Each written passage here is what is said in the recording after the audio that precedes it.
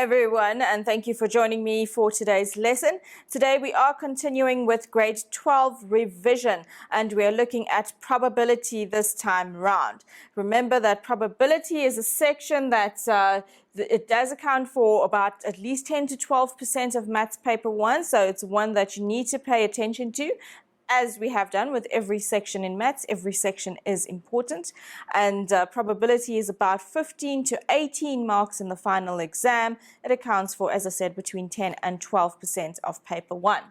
Now, I'd like to just give you a little bit of a tip or exam hint or just a little bit of advice when you start preparing for your exams and in the build-up to the exams. Try not to, and I know it's easier said than done, but don't stress. Relax. Don't take it easy, but relax a little bit and let the stress off yourselves, okay? Just ignore any potential stressful situations that could possibly distract you or disrupt your studying. You know, if you're fighting with a friend, your best friend, whatever, let that rest for now. You need to just focus on your preparations for your final exams. You can always pick up your fight again later after your exams, okay? So also make sure that everyone in your household, whoever you live with at home, respects the fact that you're going to need silence. Important, silence. I know that some people say they can study with the TV on and the radio on. Me personally, I find that it doesn't work for me, and studies have also shown that people concentrate more effectively and efficiently if there's no other distractions in the room. So you're going to need silence. Make sure everyone at home knows that. You're also obviously going to need lots of time, and you're going to need an atmosphere that's conducive to studying for many, many hours. Okay. So stay focused, even though you may find yourself getting bored, frustrated, scared, or just simply exhausted. Remember that in order to do your best, you have to give off your best, okay? And especially so as we get to the final exam time. All right. Okay, so what are some of the key concepts when we deal with probability? Well, in grade 12, what we saw is the fundamental counting principle was a new concept that was introduced, and we saw that what it states is that if there are n possible outcomes for event A and n possible outcomes in event B, then the number of outcomes in event A and event B combined would be the number of possible outcomes of event A times the number of possible outcomes of event B. Then something that you need to remember from grade 11 as well is your Venn diagrams and tree diagrams. Remember that Venn diagrams are used to show how events relate to one another. So it can show two or more events. A Venn diagram is very helpful when doing calculations with probabilities. In certain situations, you are asked specifically to draw a Venn diagram, so make sure you know how to do that. In a Venn diagram, each event is represented by a shape. Usually we use circles or rectangles. The region inside the shape will represent the outcomes which are included in the event. Anything outside the shape means that these are outcomes that are not in the event. Okay? Another important tool that you will use in probability, you know, in finance you have your timeline. We always say when dealing with finance calculations, go and draw your timeline. Now in probability, very often you will make use of either Venn or tree diagrams, and I find tree diagrams specifically very, very useful. So tree diagrams are useful for organizing and visualizing the different possible outcomes of a sequence of events. Each branch in a tree will show an outcome of an event along with the probability of that outcome. You remember when we draw tree diagrams, we have what is each arm represents a specific event. So example, heads and tails on the toss of a coin. And then for each possible outcome, we draw a line where we write down the probability of that outcome. So if we are tossing a coin, then there's a 50% chance you're going to get a head, and there's a 50% chance that you'll get a tail on the toss of a coin. The probability of a sequence of outcomes is calculated as the product of the probabilities along the branches of the sequence. So for example, if you just do one toss of a coin, you're only going to have just those two little branches, either heads or tails. But then if you were to do two tosses of a coin, from each of those outcomes, heads or tails, you're going to have another branch extending. Okay. All right. So we're going to go straight into our questions, and that's the focus for today's lesson, is working through and practicing through past paper questions. And today, as I said before, we are looking at probability questions from past exams. This one comes from November 2015. It's question 11.1. I'm going to give you some time to do this question. It's actually a very, very quick question. It's only for 3 marks in this exam paper, and it is quite a quick one. So I think you'll be able to finish this within the time frame I'm giving you. So I'm going to give you 3 minutes to have a look at this. I think you'll be done before then, but let's see how you go. I'll check you after this.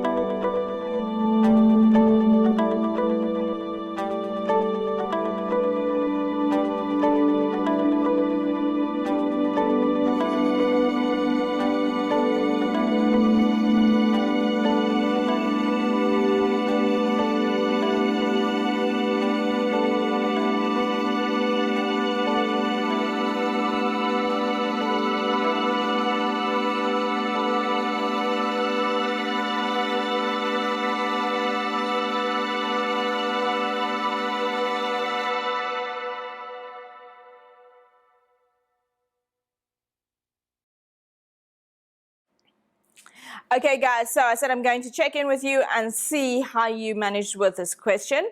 It was a 3-mark question in the November 2015 paper. It shouldn't have taken you more than 3 minutes to do this one. Let's have a look at how you went. Okay, so you were told that for 2 events, A and B, it is given that the probability of outcome A is 0,2 and the probability of B is 0,63. They gave you that the probability of the intersection A and B is 0,126. Are the events A and B independent? That's the question, and justify your answer.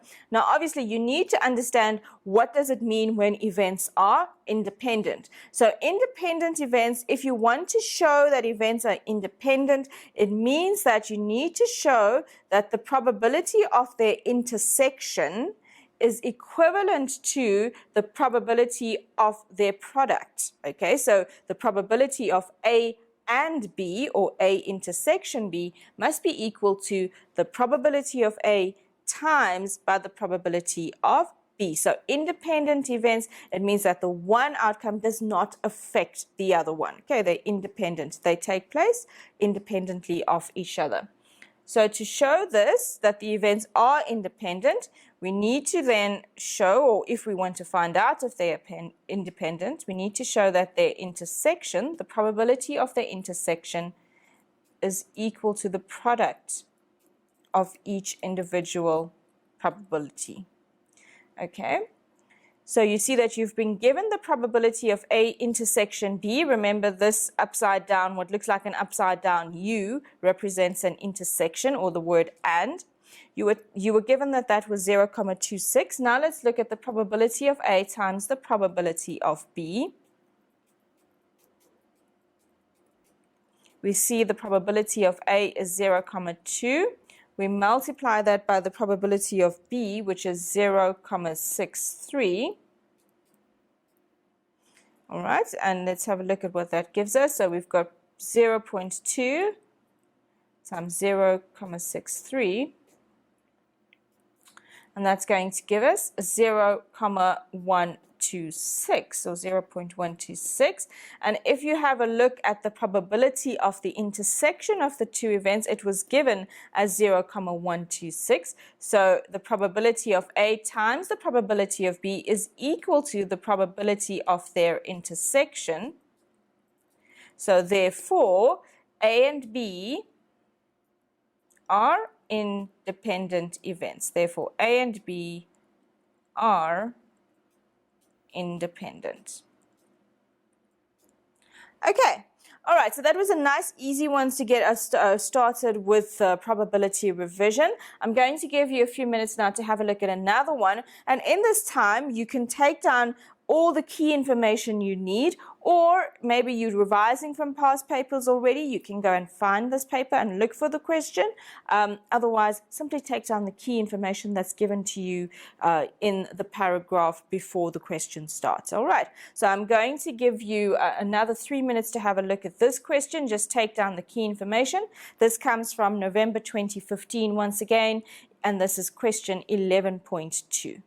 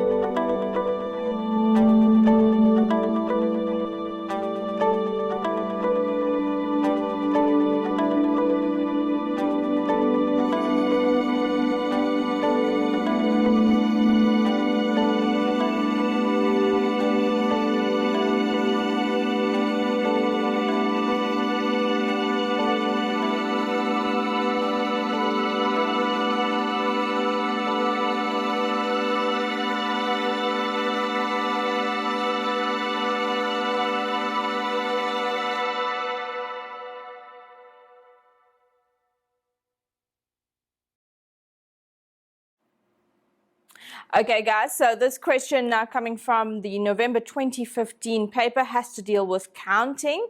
And we know that one of the main sections you learn in grade 12 is the fundamental counting principle. You also learn about factorial notation. So let's see what you did with this question after the break, though. So I'm going to give you a few more minutes during this break to actually attempt answering the questions that you were given before this. And when we come back, we'll go through it together.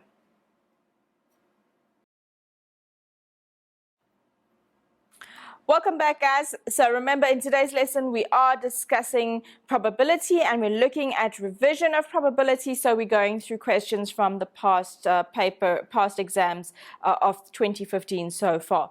Okay, so before the break, we were looking at a question that involved counting.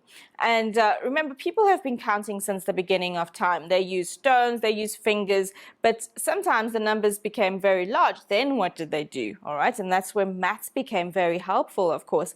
And especially the fundamental counting principle helped people to count many different types of objects and many different types of outcomes of events. All right, so for this question, we are going to use some of the counting techniques that we've learned so far. Let's have a read through the question. We are told that the letters of the word decimal are randomly arranged into a new word. So a new word, and the reason word is now in sort of inverted commas, is saying that these letters are rearranged. So even though it might be a word that doesn't make sense to us in English, so it might be ICDMAL, okay, this new word is what's going to happen once you rearrange the letters. So it's technically not a word, hence it's in inverted commas. But this new word consists of 7 letters as well. And then they ask you how many different arrangements are possible if, and then they give you 3 different scenarios. All right. So if we look at the word decimal before we look at the question, so we've got D-E-C-I-M-A-L.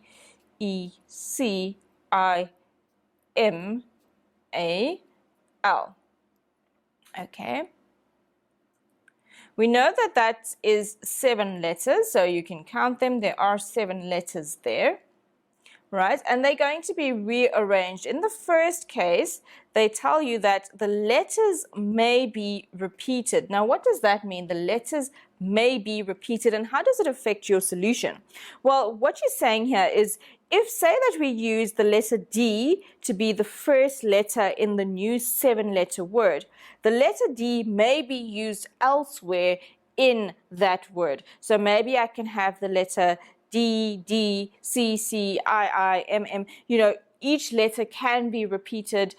There's no restriction on how many times you can use the letter. So that means for each place, so each of those 7 places, because we're choosing from 7 letters, there's for every single time, there's going to be 7 options for that specific place of letters, all right? So those 7 places can be filled by any 7 letters during those 7 positions. Okay, so we're going to fill the 1st, 2nd, 3rd, 4th, 5th, 6th, 7th position with any of the letters. So that tells me that in the first case, I'm going to have how many options for this first position? Well, I'm going to have 7 letters to choose from.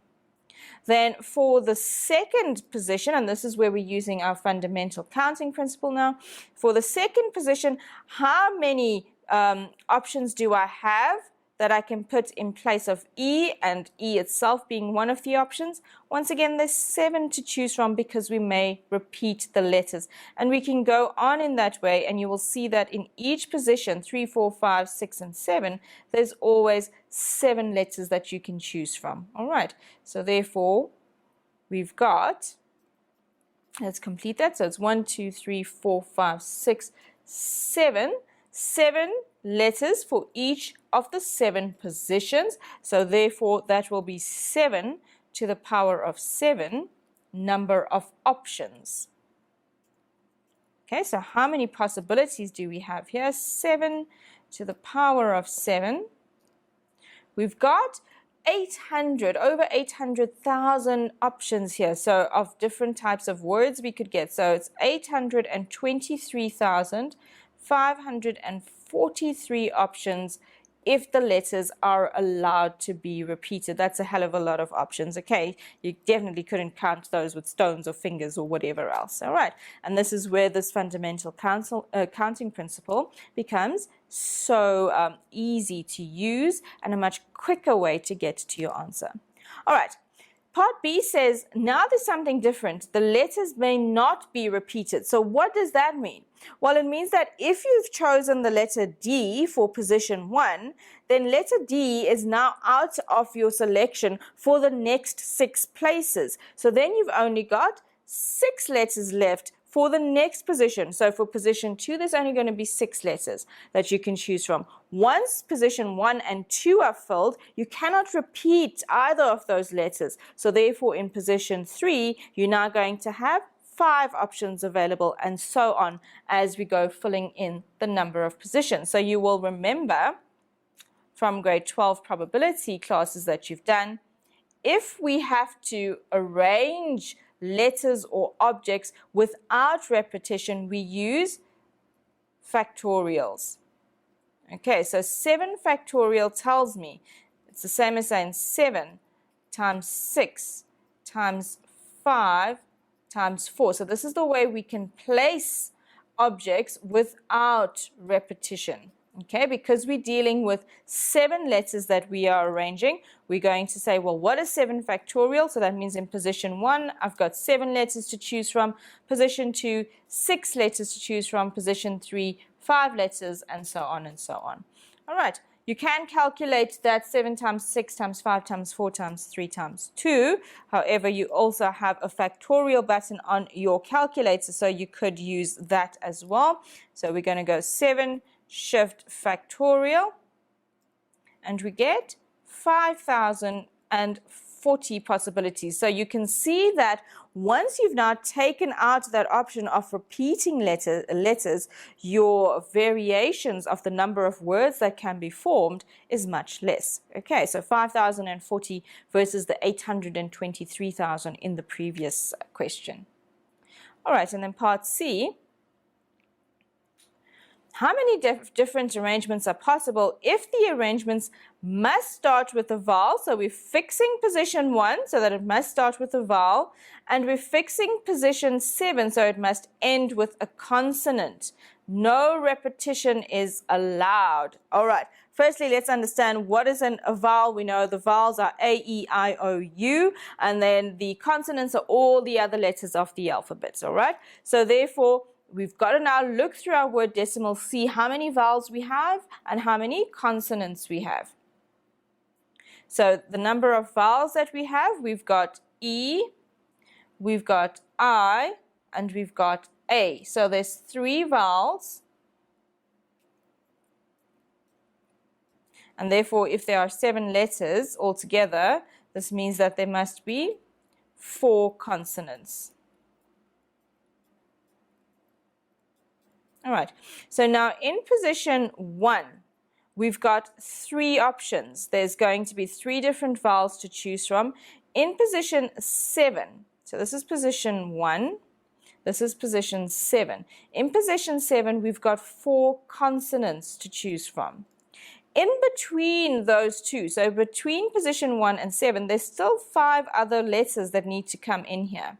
All right, and they tell you that within those 5 letters that, or even within the whole word, no repetition is allowed. So if you've used whatever you've used in position 1 and 7, you're not going to repeat in positions between positions 2 and 6. So how many options do we have available in the middle of the word? Well, if we're not allowed repetition, then in the second position here, we're going to have 5 options to choose from. In the 3rd position, we're going to have 4 options. In the 4th position, we're going to have 3 options. And then 2 options for position 5. And then 1 option for position 1. So this 5 times 4 times 3 times 2 times 1 should look familiar to you. It tells me that the middle letters must be arranged as 5 factorial because no repetition is allowed. I've got 3 possible choices for the first letter and 4 possible choices for the last letter. So therefore the total possible arrangements is going to be 12. 3 times 4 is 12 times 5 factorial. And that gives me 1,440. Okay, so if you fix position 1 and 2, then you now then reduce, and you don't allow repetition, you now reduce your arrangements to 1,440. All right, okay, another nice question, that one. So the next question now looks at something, and I really like this question. I hope you do too once you read it. Also coming from November 2015, and it's one of those where you've got to put your thinking caps on and think a little bit harder about this. It's not as straightforward as what we've looked at so far, but I think that if you work through it diligently, and also if you use a tree diagram, it makes this question much, much simpler. I'm going to once again give you some time to read through the question, take down the key information from the question. So find the key pieces of information from the paragraph, start your tree diagram if you feel confident enough to do it. Otherwise, we'll do it together. But I'm going to give you 3 minutes starting now.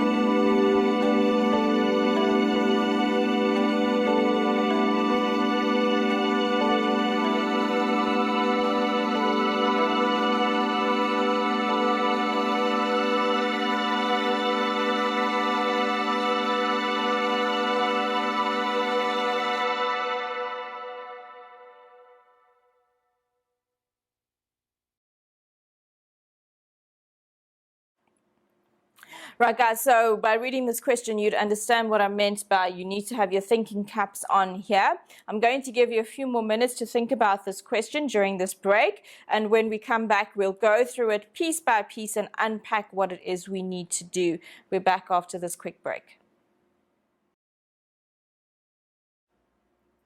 Welcome back, guys. So we had a fabulous question for you before the break. We were looking at this example where you had a certain number of bags of balls in a bag, and then we had to work out what the orange balls, what number of balls we had of orange balls in this bag. So this comes from November 2015, question 11.3 for those of you who have past papers. Otherwise, we can go through this together as we are going to right now.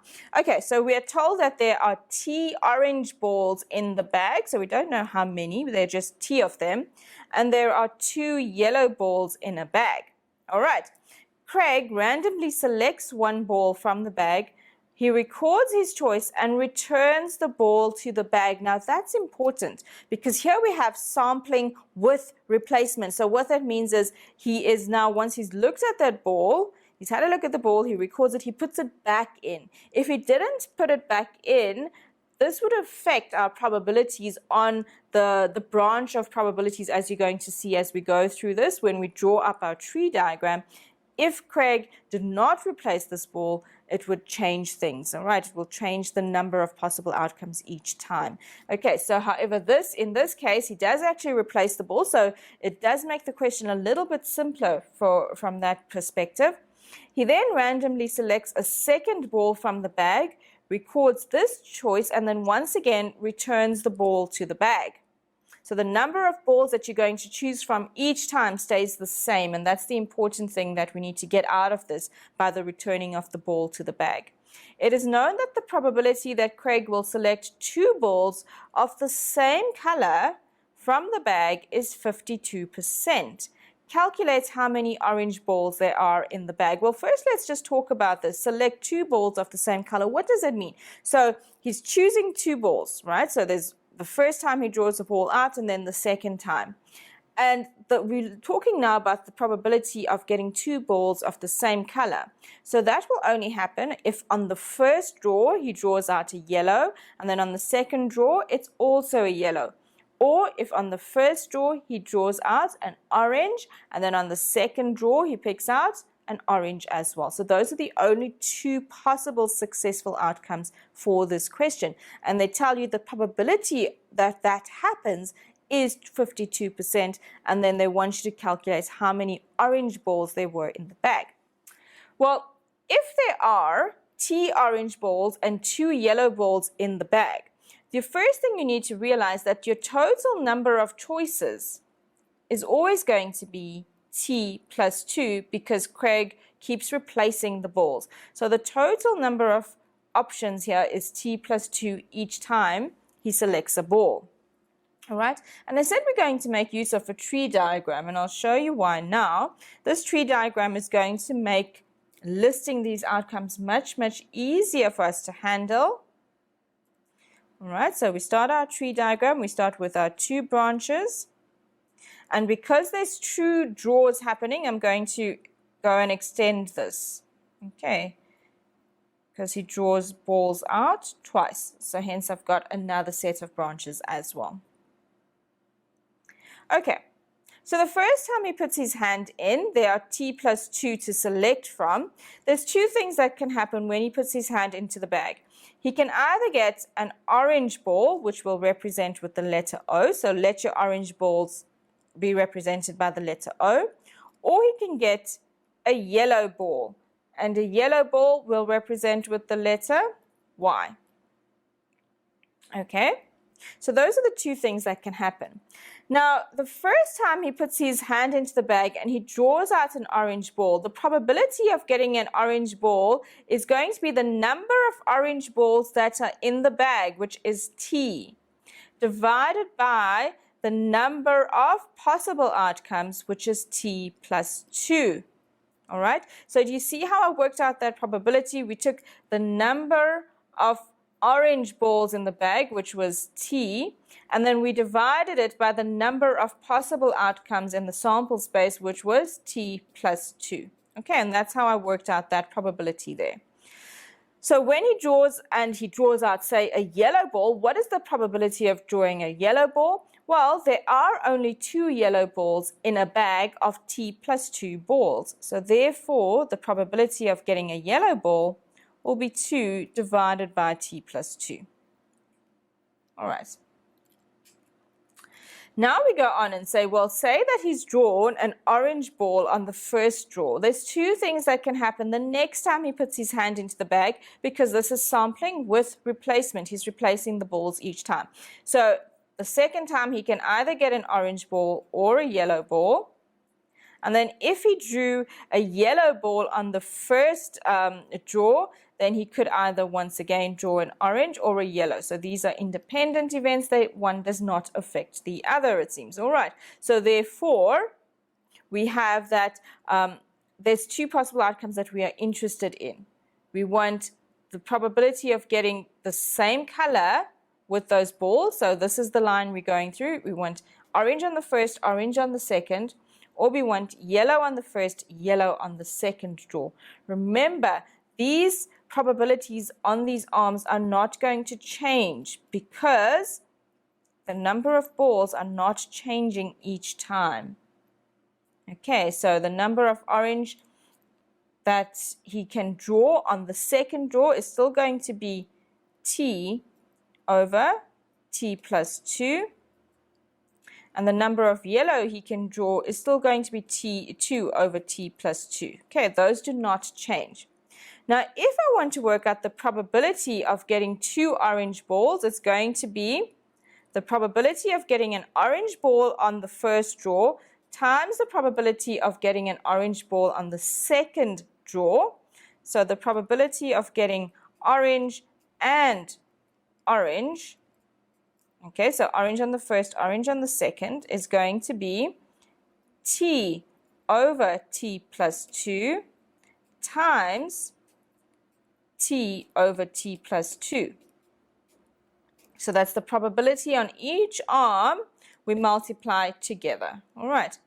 And then the probability of getting a yellow ball on the first draw and a yellow ball on the second draw, remembering that these are independent events, we see that those probabilities stay the same as well. So it's going to be 2 over t plus 2 times 2 over t plus 2. How do I get that? Well, if I look along the arm of yellows, we're going to say the probability of getting a yellow on the first draw multiplied by the probability of getting a yellow on the second draw. Okay, so that's the two possible ways that you can get the same color ball. Now, if you add these probabilities together, so the probability of getting orange both times plus the probability of getting yellow both times, that's going to be equal to what? Well, they told you that there is a 52% chance that he's going to get the same color for the two balls. So therefore, this will be equal to 52% or 52 over 100. All right, guys, that's the most difficult part of this. Once you've got it in this form, now it's just algebra. Now we're going to multiply out and we're going to solve for t. So it was just getting to the part where we understand how to use this information of 52%. How do we combine the information that they've given us and make use of that in an equation? So that's the hardest part of this. Now that we've got to this part, this is really simple. This is just algebra and solving for t. Okay, so just remember what we did was we first worked out what is the probability of getting an orange ball and an orange ball on both draws, and then the probability of getting a yellow ball and a yellow ball on both draws. We add them together, equate that to the probability of getting the same color balls, which they gave us as 52%, and now we're simply going to solve for t. All right, so solving for t, multiplying the first two brackets together, we get t squared over t plus 2 squared plus 4 over t plus 2 squared is equal to 52 over 100. You can find an LCD here, which is 100 times t plus 2 squared.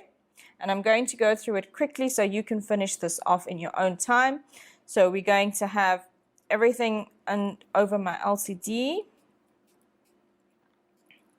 So I'm going to get 100 t squared plus 4 times 100, which is 400, is equal to 52 times t plus 2 squared.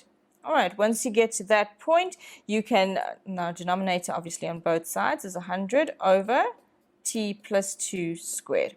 We can drop the denominator and we can solve for t, so we get 100t squared plus 400 is equal to 52 into square out your bracket, t squared plus 4t plus 4. Multiply the 52 into your bracket. So we get 100t squared plus 400. All right, so when I multiply that 52 in, I'm going to get the following. 52t squared plus 52 times 4, what is that going to give us? I think it's 208. Let's just double check. 52 times 4, 208 t plus 208. It's a quadratic equation. Take all your variables and your constants over to one side, and we're going to get the following. So 208, there's a t squared missing there. So we've got 100 minus 52, giving me 48. Okay, how did I get that? When I take the 52t squared over, we get a minus 52t squared. And then our middle term minus 208t. And we're going to get plus 400 minus 208. And I'm just quickly going to finish it off because I do want to get to one more question. And we get 192. Guys, when you factorize this, so you're going to go on now and simplify this and factorize it for yourself, you're going to get the following. From your factorizing, you can divide through by a common factor of 16, in fact, and you're going to get the following happening. All right, you'll end up with 3t minus 4 times t minus 3 is equal to 0. T being a number of balls cannot be fractional, so therefore t is equal to 4 over 3 is not applicable. So therefore t must be equal to 3. So what that tells us is that there are 3 orange balls in this bag of balls. All right, and that's all they asked you to do here, was to just solve for t. So once you get to this point, there are 3 orange balls. Done. Okay, let's have a look at the last question very quickly, and I'm just going to give you a little bit of time just to look over this question, get out once again your key information. I'm only going to give you a minute just to get out that key information. We'll do the question together.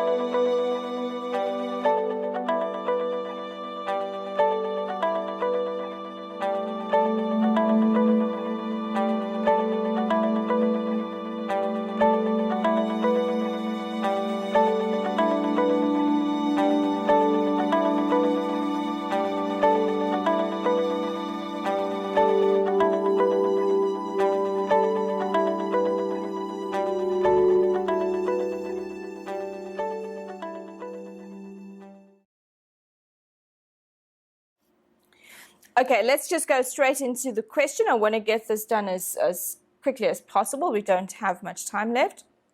You were told that Zebra High School offers only 2 sporting activities, rugby and hockey. You were told there are 600 learners in the school altogether. 372 play hockey, 288 play rugby, 56 play no sport. The number of learners that play both rugby and hockey is X. Represent the information in a Venn diagram in terms of X. All right, so remember with your Venn diagram, you start with a rectangle to show what your total sample space is going to be, and we know that in total there are 600 learners, so everything within this rectangle needs to add up to 600 at the end. 56 of the learners play no sport. All right, now where I like to start with, obviously we're going to use circles. You don't have to, I suppose it's not so obvious, but generally in the Venn diagrams you've learned so far, you use circles, or you can use squares, or whatever takes your fancy. All right, one of the circles we're going to represent as the number of learners who take hockey. So one we'll call H. Let the number of learners who take hockey be H, and the number of learners who take rugby be R. Now, where I like to start, and where you should start as well to make this easier for yourself, is start with the intersection. Start with the key information they give you. The number of learners that play both rugby and hockey here is X. So therefore, the intersection between H and R is X.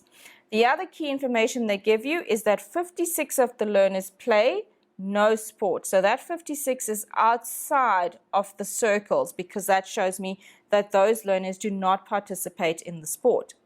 372 learners play hockey. So 372, this X already includes some of those 372. Therefore, those people that play hockey only will be 372 minus X. And 288 play rugby. That X, once again, in the intersection includes the number of people that play both sports, so we need to exclude the X. So 288 minus X will give me the number of people that play rugby in total. Again, this represents all 600 learners altogether. So that's very quickly our Venn diagram. Let's look at the next part of this, which says calculate the value of X. Now, there's different ways to do it. The way I like to think of it, I mean, it's up to you how you want to do it, but when I add up everything inside the sample space, so the 56 plus each of these, what do I end up with? I end up with 600, because the total number of learners is 600. So what you could do here is you could say, well, in total, 372 learners minus X, right? So the guys who play hockey, plus the number of learners who play both sports, plus the number of learners who play rugby, plus the 56 who play no sport, altogether, this must equal 600. All right. And then in that way, you can solve for X once you've got your equation set up. I'm quickly going to give you the answer we've got here. X is 116. So therefore, 116 learners play both sports. Okay. And then very quickly, are the events playing rugby and playing hockey mutually exclusive? Well, guys, for mutually exclusive events, they cannot exist at the same time. So there can be no intersection, right? So therefore, the mere fact that this has an intersection tells us that these events cannot be mutually exclusive. All right, I really like this question. I hope you did too. Good luck as you continue studying and revising probability. I'll see you again with another revision session. Cheers.